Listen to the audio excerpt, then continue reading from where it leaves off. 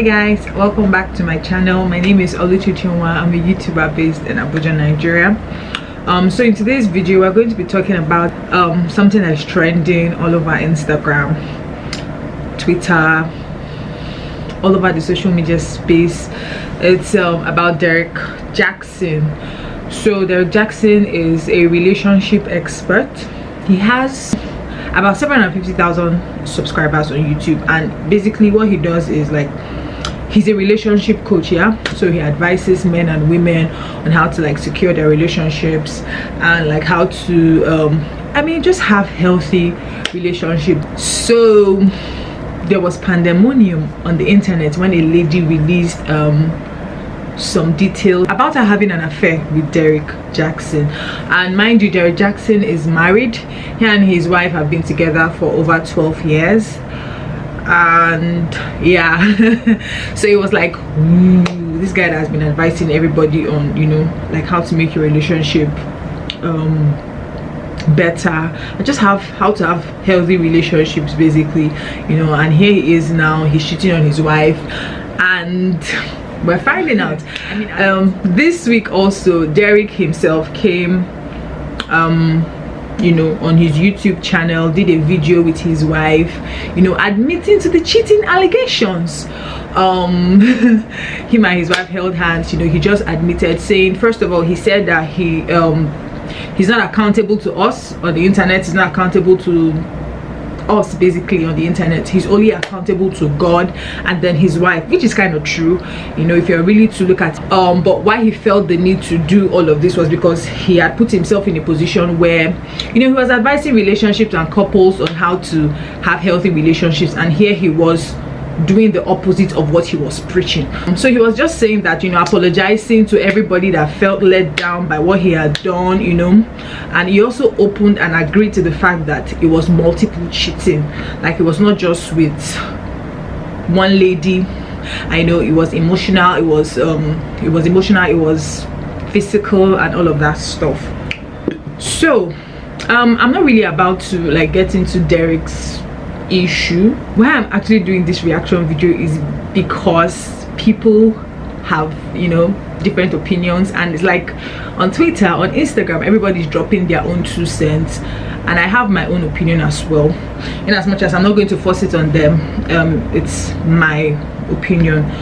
The wife came out and, you know, she did a video saying that she was going to remain with him regardless of whatever they went through and all of that, and that she knows everything that has happened. I mean, before this video or these allegations even came out to the internet, according to the wife, they had already gone through this phase. Like, he had apologized to her. I mean, she even said that she left the home or the marriage, or no, not the marriage now, like she left the house, and you know, she took time to reflect before they finally got together, and they like had agreements, had talks, and they're even currently in counseling, trying to see how their marriage will be fixed. Hey world, this is Derrick Jaxn here, here to answer a question. I keep on getting this question: why now? Did Derrick beat you and drag you to save him? Well, first let me say that only Jesus Christ can save. His actions were his actions, and unfortunately other people decided that they wanted to take whatever they wanted to do and run with that. But no weapons formed against us shall prosper on that piece. Why am I speaking now? I've come to confront the issue that says you cannot be healed, that it takes this amount of time for you to be healed, that you have to be depressed, have anxiety, hide your face, you once a cheater, always a cheater, you are this and we are this and we are that. You can never overcome this situation. Those are lies from the pit of hell. But it's because what we don't understand is that there is a spiritual war going on. So though we walk in the flesh, we do not war after the flesh. So when we understand it and we understand the things that are behind the action and the behavior, then we know that, hey, There is a spiritual battle that is going on, and I've come to confront and to reveal the plot and the scheme of the enemy that says you cannot have this, you cannot be healed, you cannot be set free, you have to stay in bondage, you have to leave, you have to divorce X, Y, Z, and the third because of this thing.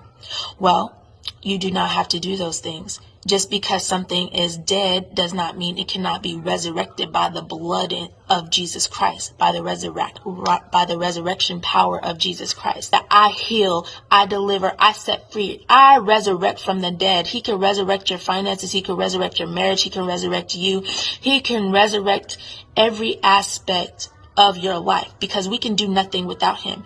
And when we learn that, then we are able to move freely and have the peace that we deserve. So basically, she's saying that she's at peace with where she is currently. She also admits that her husband will face the consequences of his action, which is like the public dragging him. Oh my God, you told us all of this, now you are doing the opposite, that kind of thing. So basically he's facing the repercussion of his action, but she said that she has forgiven him and she wants them to move on. She wants them to continue their marriage happily ever after, you know, just pack things together. So my problem was with the comments. People are mean, sha. Like in the comments you just see different people saying different things. And while I think this matter is in the public, everybody has the right to their opinion. My problem is when you try to force your opinion on another person. Just say your point and move.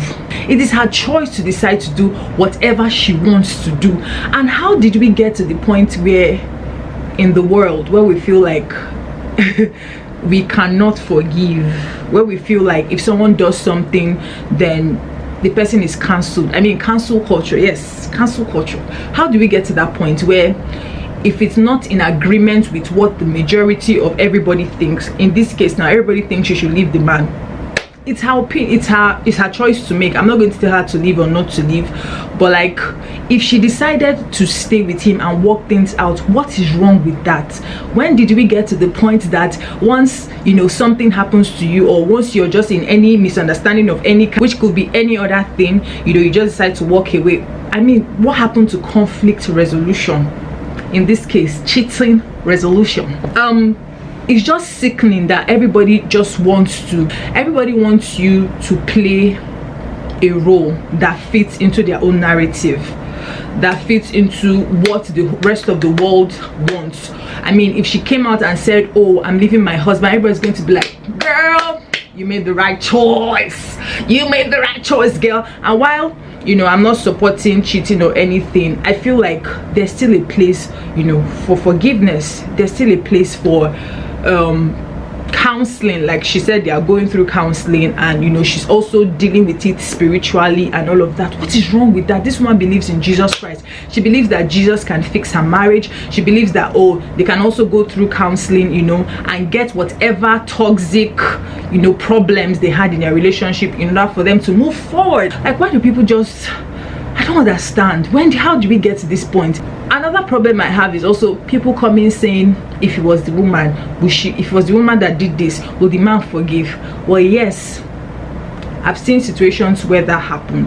I'm going to tell you a story. So this story was told to us by our pastor. There was this man, he and his wife, they were married. I'm not sure if they had children or they did not have any child yet, but like the wife was pregnant and you know, they were happy, but the man like had to travel for something, and the man like had to travel, but the night before he traveled, his wife logged to her Facebook account with his phone, and apparently she was cheating on him.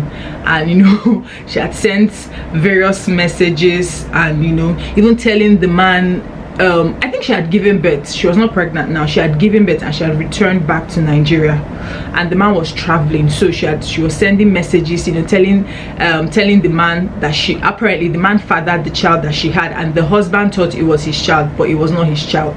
So the man was asking her, oh, does he have my eyes? Does he have my nose? She was telling him, oh yeah, he has your eyes, he has your nose, he has your skin color, he has all of this, all of that, and all of that. But she forgot, you know, when devil wants to catch you, devil is going to catch you.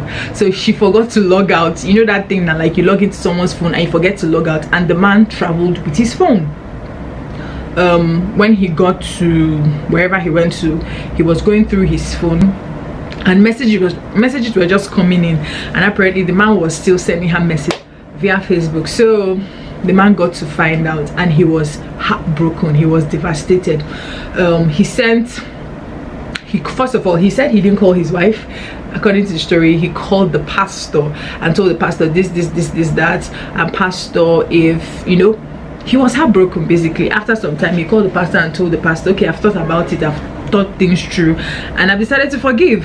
If anything you preach in this church is possible, is it possible for me to really forgive my wife and move on? Is it possible for me to really, you know, pick up the pieces and move on?